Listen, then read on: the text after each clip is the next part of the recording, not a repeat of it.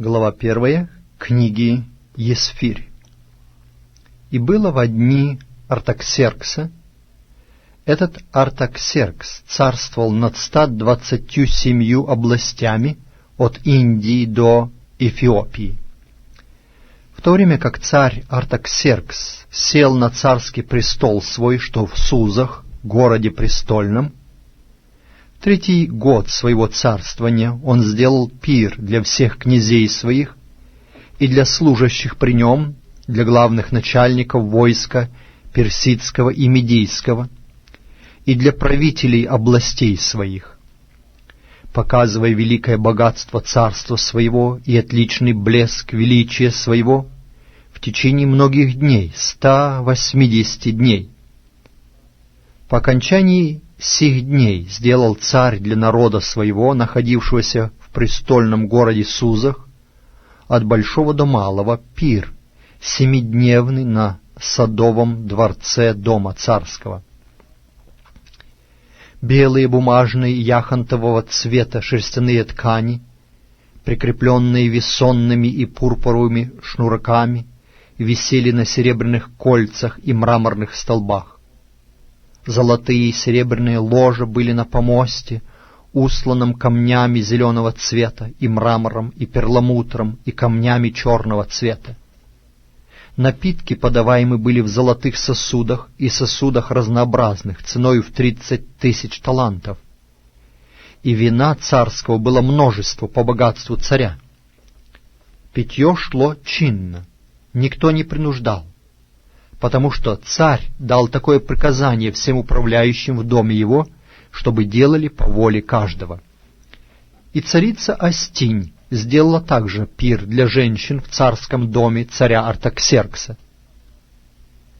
В 7-й день, когда развеселилось сердце царя от вина, он сказал Мегуману, Бисфе, Харбоне, Бикфе и Авакфе, Зефару и Каркасу, 7 евнухам, служившим пред лицом царя Артаксеркса, чтобы они привели царицу Астинь пред лицо царя в венце царском, для того, чтобы показать народам и князьям красоту ее, потому что она была очень красива. Но царица Астинь не захотела прийти по приказанию царя, объявленному через евнухов, и разгневался царь сильно, и ярость его загорелась в нем. И сказал царь мудрецам, знающим прежние времена, ибо дела царя делались пред всеми, знающими законы права.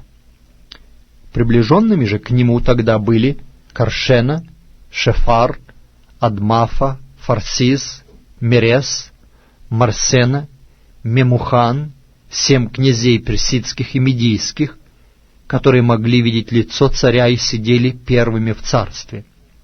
Как поступить по закону с царицею Астинь за то, что она не сделала по слову царя Артаксеркса, объявленному через евнухов?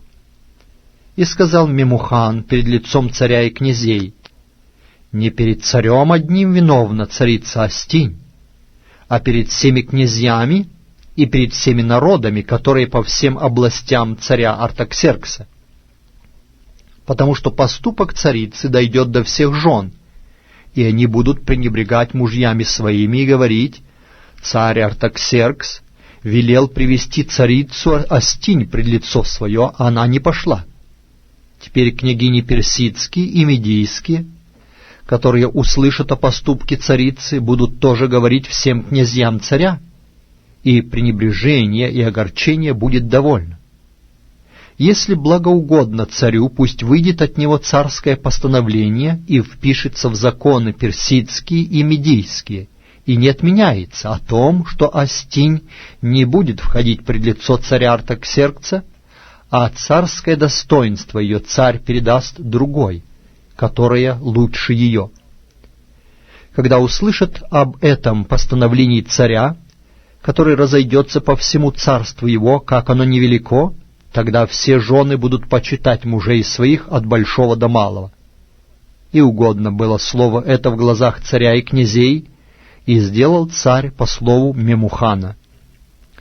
И послал во все области царя письма, писанные в каждую область, письменами ее, и к каждому народу на языке его, чтобы всякий муж был господином в доме своем, и чтобы это было объявлено каждому на природном его языке». Конец 1 главы.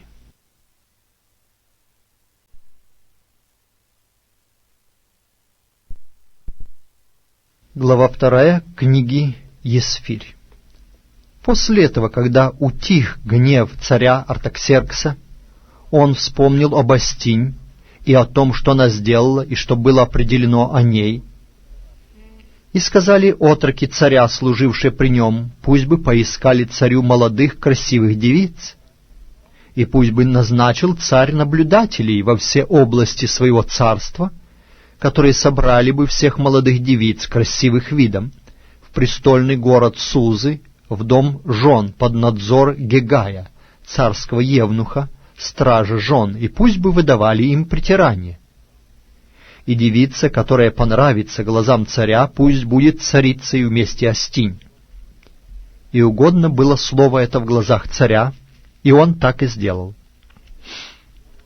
Был в Сузах, городе престольном, один иудеянин, имя его Мардохей, сын Иаира, сын Семея, сын Киса, из колена Вениаминова. Он был переселен из Иерусалима вместе с пленниками, выведенными с Иехонией, царем иудейским, которых переселил Навуходоносор, царь Вавилонский. И был он воспитателем Гадассы, она же Есфирь, дочери дяди его, так как не было у нее ни отца, ни матери. Девица эта была красива станом и пригожа лицом. И по смерти отца ее и матери ее Мардохей взял ее к себе вместо дочери. Когда было объявлено повеление царя и указ его, и когда собраны были многие девицы в престольный город Сузы под надзор Гегая, тогда взята была Есфирь в царский дом под надзор Гегая, стража жен. И понравилась эта девица глазам его, и приобрела у него благоволение, и он поспешил выдать ей притирание и все назначенное на часть ее, и приставить к ней 7 девиц, достойных быть при ней из дома царского. И переместил ее и девиц ее в лучшее отделение женского дома. Не сказывал Есфирь ни о народе своем, ни о родстве своем, потому что Мардохей дал ей приказание, чтобы она не сказывала. И всякий день Мардохей приходил ко двору женского дома, чтобы наведываться о здоровье Есфири и о том, что делается с нею. Когда наступало время каждой девице входить к царю Артаксерксу, после того, как в течение 12 месяцев выполнено было над ней все определенное женщинам, ибо столько времени продолжались дни притирания их, 6 месяцев мирровым маслом и 6 месяцев ароматами и другими притираниями женскими.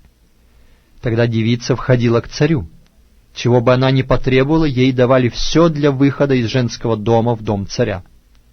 Вечером она входила, и утром возвращалась в другой дом женский под надзор Шааз-Газа, царского евнуха, стража наложниц, и уже не входила к царю, разве только царь пожелал бы ее, и она призывалась бы по имени. Когда настало время Есфири, дочери Аминадава, дяди Мардохея, который взял ее к себе вместо дочери, идти к царю, тогда она не просила ничего, кроме того, о чем сказал ей Гегай, евнух царский, страж жен, и приобрела Есфирь расположение к себе в глазах всех, видевших ее. И взята была Есфирь к царю Артаксерксу в царский дом его в 10 месяце, то есть в месяце Тебефе, 7-й год его царствования. И полюбил царь Есфирь более всех жен, и она приобрела его благоволение и благорасположение более всех девиц.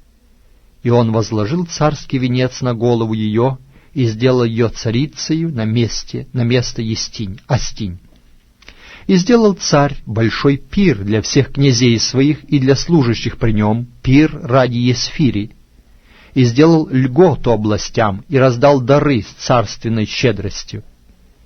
И когда во 2-й раз собраны были девицы, и Мардохей сидел у ворот царских, Есфирь все еще не сказывала о родстве своем и народе своем, как приказал ей Мардохей. А слово Мардохея Есфирь выполняла и теперь так же, как и тогда, когда была у него на воспитании. В это время, как Мардохей сидел у ворот царских, два царских евнуха, Гавафа и Фарра, оберегавшие порог, озлобились и замышляли наложить руку на царя Артаксеркса. Узнав о том, Мардохей сообщил царице Есфири, а Есфирь сказала царю от имени Мардохея. Дело было исследовано и найдено верным, и их обоих повесили на дереве. И было вписано о благодеянии Мардохея в книгу древних дневных записей у царя.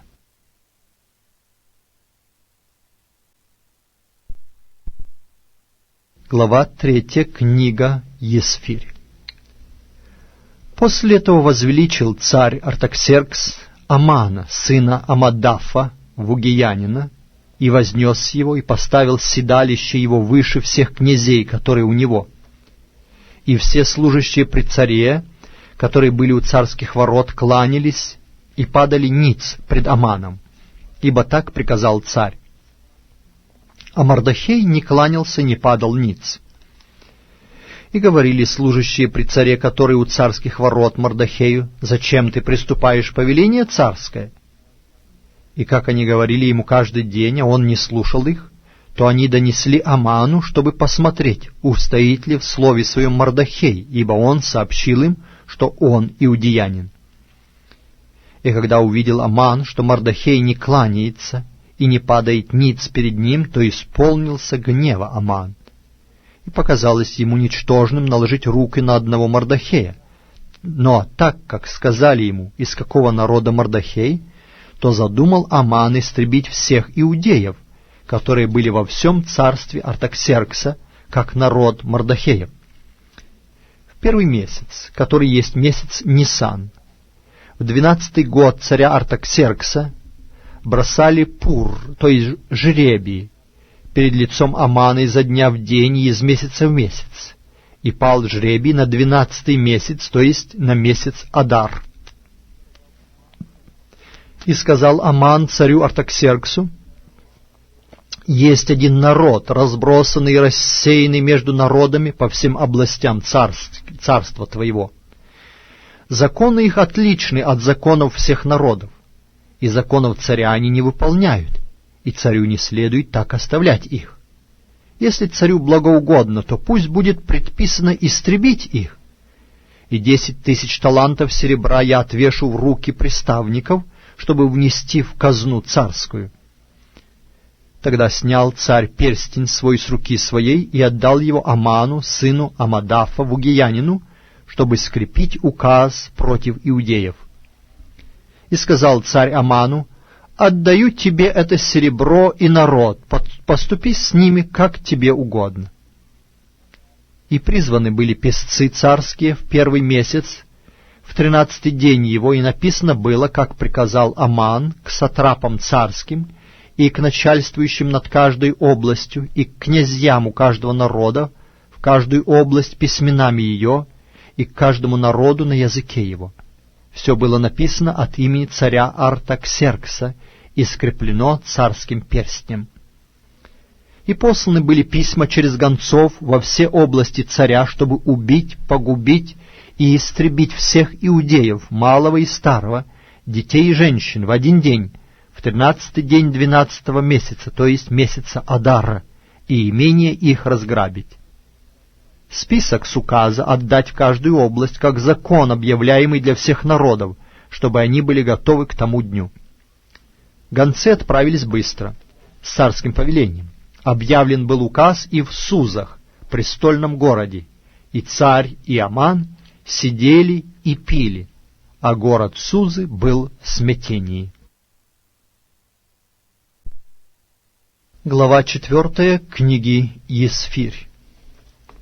Когда Мардохей узнал все, что делалось, разодрал одежды свои и возложил на себя вретище и пепел, и вышел на средину города и взывал с воплем великим и горьким. и дошел до царских ворот, так как нельзя было входить в царские ворота во вретище, равно и во всякой области и месте, куда только доходило повеление царя и указ его, было большое сетование у иудеев, и пост, и плач, и вопль. Вретище и пепел служили постелью для многих. И пришли служанки Есфири и евнухи ее, и рассказали ей, и сильно встревожилась царица, и послала одежды, чтобы Мардохей надел их и снял с себя вретище свое, но он не принял. Тогда позвала Есфирь Гафаха, одного из евнухов царя, которого он приставил к ней, и послала его к Мардохею узнать, что это и от чего это. И пошел Гафах к Мардохею на городскую площадь, которая перед царскими воротами, и рассказал ему Мардохей обо всем, что с ним случилось, и об определенном числе серебра, которое обещал Аман отвесить в казну царскую за иудеев, чтобы истребить их. И вручил ему список с указа, обнародованного в Сузах, об истреблении их, чтобы показать Есфире и дать знать обо всем. Притом наказывал ей, чтобы она пошла к царю и молила его о помиловании и просила его за народ свой. И пришел Гафах, и пересказал Есфире слова Мардохея, и сказала Есфирь Гафаху, и послала его сказать Мардохею: «Все служащие при царе и народы в областях царских знают, что всякому и мужчине, и женщине, кто войдет к царю во внутренний двор, не быв позван, один суд — смерть. Только тот, к кому прострет царь свой золотой скипетр, останется жив, а я не звана к царю вот уже 30 дней». И пересказали Мардохею слова Есфири. И сказал Мардохей в ответ Есфири: «Не думай, что ты одна спасешься в доме царском из всех иудеев. Если ты промолчишь в это время, то свобода и избавление придет для иудеев из другого места, а ты и дом отца твоего погибнете. И кто знает, не для такого ли времени ты и достигла достоинства царского». И сказала Есфирь в ответ Мардохею: «Пойди, собери всех иудеев, находящихся в Сузах, и поститесь ради меня, и не ешьте и не пейте 3 дня ни днем, ни ночью. И я со служанками моими буду также поститься, и потом пойду к царю, хотя это против закона, и если погибнуть, погибну». И пошел Мардохей и сделал, как приказала ему Есфирь.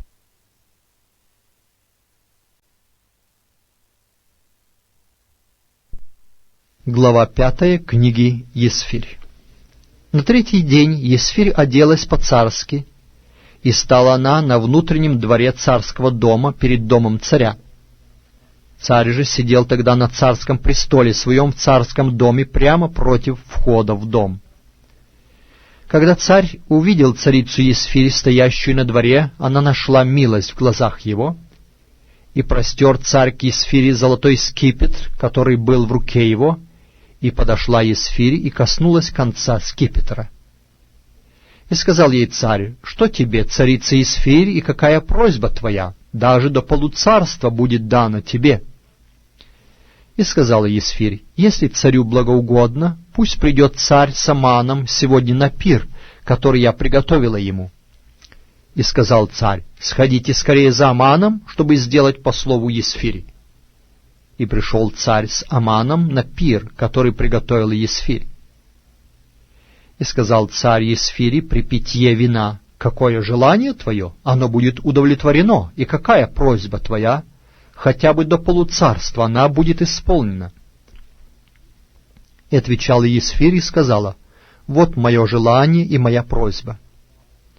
Если я нашла благоволение в очах царя, если царю благоугодно удовлетворить желание мое и исполнить просьбу мою, то пусть царь с Аманом придет на пир, который я приготовлю для них, и завтра я исполню слово царя». И вышел Аман в тот день веселый и благодушный. Но когда увидел Аман Мардохея у ворот царских, и тот не встал и с места не тронулся перед ним, тогда Аман исполнился гневом на Мардохея.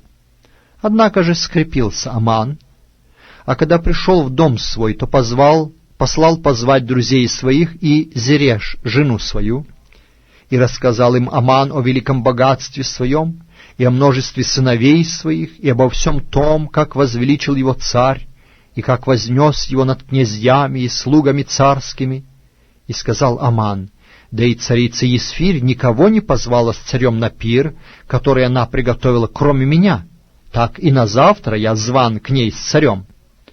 Но всего этого недовольно для меня, пока я вижу Мардохея, иудеянина, сидящим у ворот царских. И сказала ему Зереш, жена его, и все друзья его: пусть приготовит дерево вышиною в 50 локтей, и утром скажи царю, чтобы повесили Мардохея на нем, и тогда весело иди на пир с царем. И понравилось это слово Аману, и он приготовил дерево.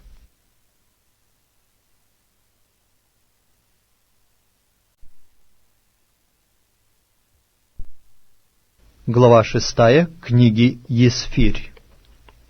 В ту ночь Господь отнял сон от царя, и он велел принести памятную книгу дневных записей, и читали их пред царем.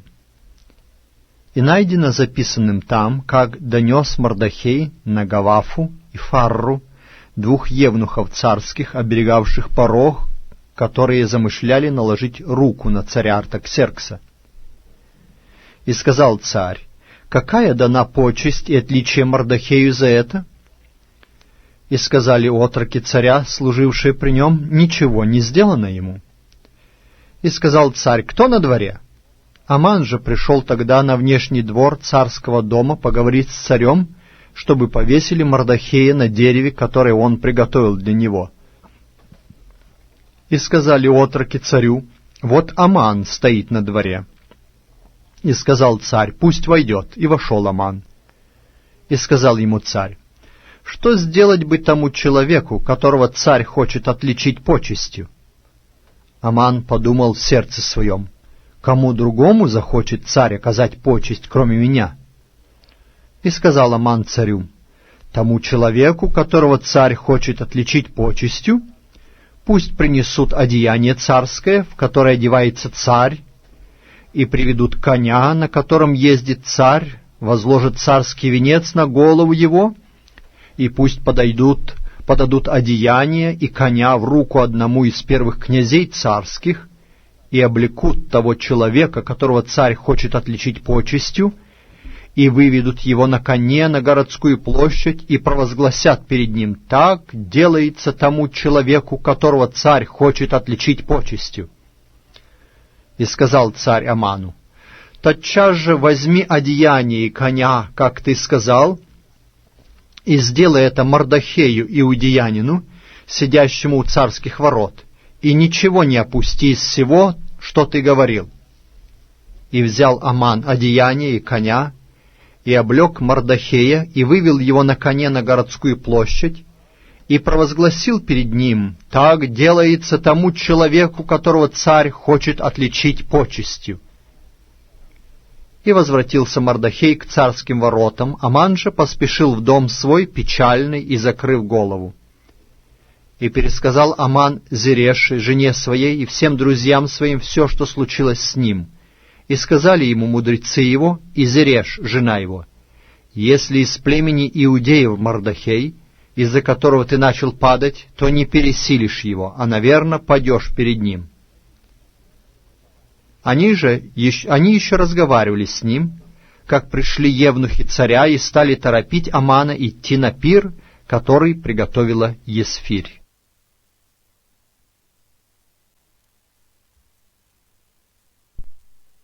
Глава 7 книги Есфирь. И пришел царь с Аманом пировать у Есфири царицы.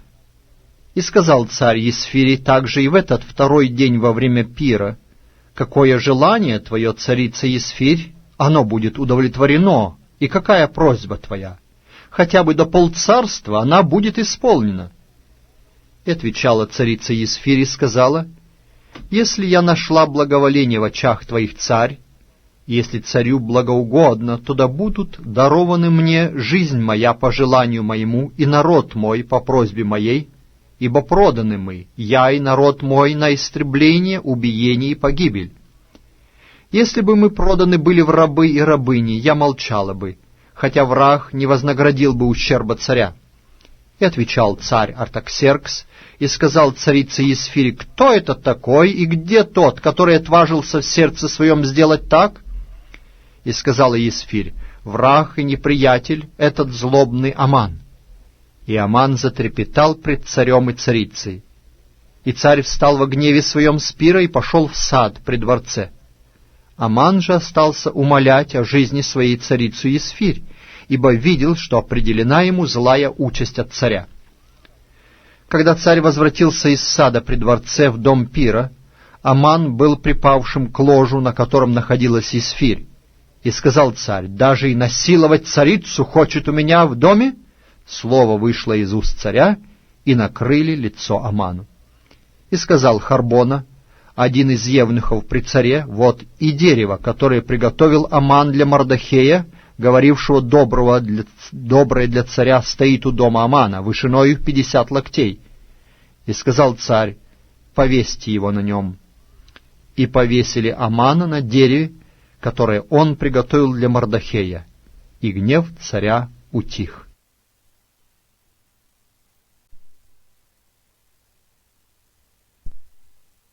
Глава 8 книги Есфирь.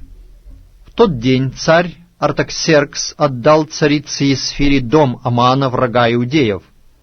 А Мордохей вошел пред лицо царя, ибо Есфирь объявила, что он для нее. И снял царь перстень свой, который он отнял у Амана, и отдал его Мордохею.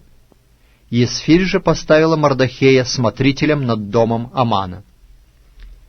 И продолжала Есфирь говорить пред царем, и пала к ногам его, и плакала, и умоляла его отвратить злобу Амана вугиянина и замысел его, который он замыслил против иудеев.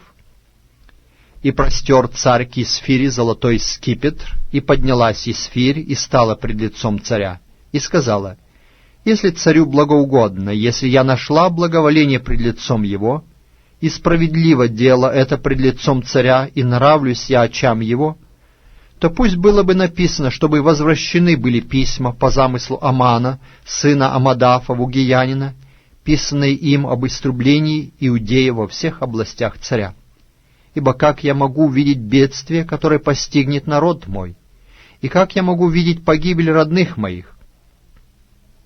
И сказал царь Артаксеркс царице Есфири и Мордохею иудеянину: «Вот я дом Амана отдал Есфири, и его самого повесили на дереве за то, что он налагал руку свою на иудеев. Напишите и вы о иудеях, что вам угодно от имени царя, и скрепите царским перстнем, ибо письма, написанного от имени царя и скрепленного перстнем царским, нельзя изменить». И позваны были тогда царские писцы в 3-й месяц, то есть в месяц Сиван, в 23-й день его. И написано было все так, как приказал Мордохей к иудеям и к сатрапам и области начальникам и правителям областей от Индии до Эфиопии, 127 областей, в каждую область письменами ее и к каждому народу на языке его, и к иудеям письменами их и на языке их. И написал он от имени царя Артаксеркса, и скрепил царским перстнем, и послал письма через гонцов на конях, на драмадерах и мулах царских, о том, что царь позволяет иудеям, находящимся во всяком городе, собраться и стать на защиту жизни своей, истребить, убить и погубить всех сильных в народе и в области, которые во вражде с ними, детей и жен, и имение их разграбить. В один день по всем областям царя Артаксеркса, в 13-й день 12-го месяца, то есть месяца Адара. Список с этого указа отдать в каждую область, как закон, объявляемый для всех народов, чтобы иудеи готовы были к тому дню мстить врагам своим. Гонцы, поехавшие верхом на быстрых конях царских, погнали скоро и поспешно с царским повелением. Объявлен был указ и в Сузах, престольном городе. И Мордохей вышел от царя в царском одеянии яхонтового и белого цвета, и в большом золотом венце, и в мантии весонной и пурпуровой. И город Сузы возвеселился и возрадовался. А у иудеев было тогда освящение, и радость, и веселье, и торжество. И во всякой области, и во всяком городе, во всяком месте, куда только доходило повеление царя и указ его, была радость у иудеев и веселье, пиршество и праздничный день. И многие из народов страны сделались иудеями, потому что напал на них страх перед иудеями. Глава 9 книги Есфирь. В 12-й месяц, то есть в месяц Адар, в 13-й день его, в который пришло время исполниться повелению царя и указу его, в тот день, когда надеялись неприятели иудеев взять власть над ними, а вышло наоборот, что сами иудеи взяли власть над врагами своими, собрались иудеи в городах своих по всем областям царя Артаксеркса, чтобы наложить руку на зложелателей своих, и никто не мог устоять пред лицом их, потому что страх перед ними напал на все народы. И все князья в областях, и сатрапы, и областеначальники, и исполнители дел царских поддерживали иудеев, потому что напал на них страх перед Мордохеем. Ибо велик был Мордохей в доме у царя, и слава о нем ходила по всем областям, так как сей человек Мордохей поднимался выше и выше. И избивали иудеи всех врагов своих, побивая мечом, умерщвляя и истребляя, и поступали с неприятелями своими по своей воле. В Сузах, городе престольном, умертвили иудеи и погубили 500 человек. И Паршандафу, и Далфона, и Асфафу, и Пафару, и Адалью, и Аридафу, и Пармашфу, и Арисая, и Аридая, и Ваиезафу. 10 сыновей Амана, сына Амадафа, врага иудеев, умертвили они, а на грабеж не простерли руки своей. В тот же день донесли царю о числе умерщвленных в Сузах, престольном городе. И сказал царь царице Есфири: в Сузах, городе престольном, умертвили иудеи и погубили 500 человек и 10 сыновей Амана. Что же сделали они в прочих областях царя? Какое желание твое, и оно будет удовлетворено, и какая еще просьба твоя, она будет исполнена? И сказала Есфирь: если царю благоугодно, то пусть бы позволено было иудеям, которые в Сузах, делать то же и завтра, что сегодня, и 10 сыновей Амановых пусть бы повесили на древе. И приказал царь сделать так, и дан на это указ в Сузах, и 10 сыновей Амановых повесили. И собрались иудеи, которые в Сузах, также и в 14-й день месяца Адара, и умертвили в Сузах 300 человек, и на грабеж не простерли руки своей. И прочие иудеи, находившиеся в царских областях, собрались, чтобы стать на защиту жизни своей и быть покойными от врагов своих, и умертвили из неприятелей своих 75 тысяч, а на грабеж не простерли руки своей. Это было в 13-й день месяца Адара. А в 14-й день сего же месяца они успокоились и сделали его днем пиршества и веселья. Иудеи же, которые в Сузах, собрались в 13-й день его и в 14-й день его, а в 15-й день его успокоились и сделали его днем пиршества и веселья. Поэтому иудеи сельские, живущие в селениях открытых, проводят 14-й день месяца Адара в веселье и пиршестве, как день праздничный, посылая подарки друг другу.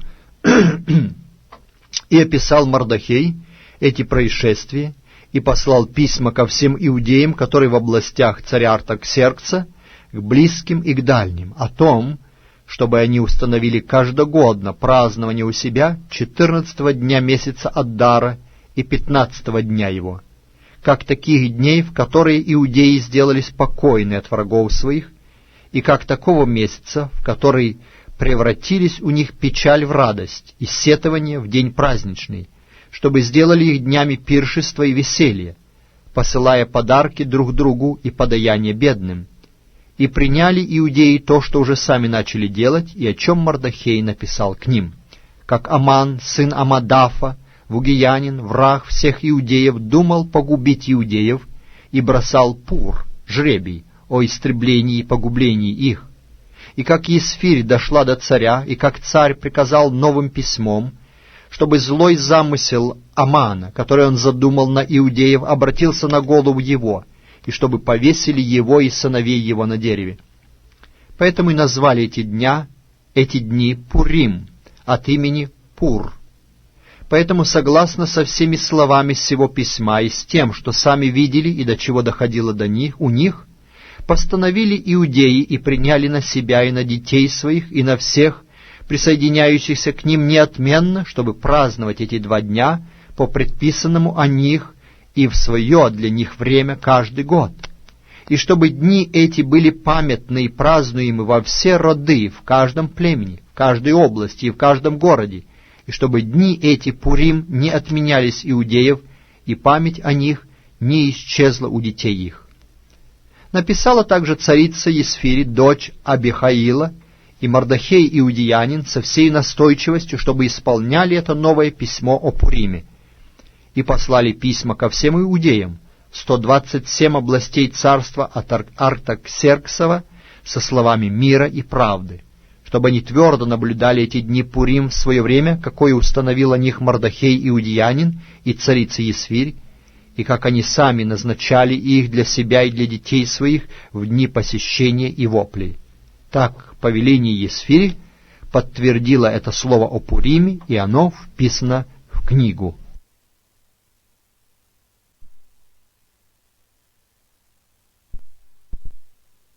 Глава 10 книги Есфирь. Потом наложил царь Артаксеркс подать на землю и на острова морские. Впрочем, все дела силы его и могущество его, и обстоятельные показания о величии Мардохея, которым возвеличил его царь, записаны в книге дневных записей царей медийских и персидских, равно как и то, что Мардохей иудеянин был вторым по царе Артаксерксе и великим у иудеев и любимым у множества братьев своих, ибо искал добра народу своему и говорил во благо всего племени своего.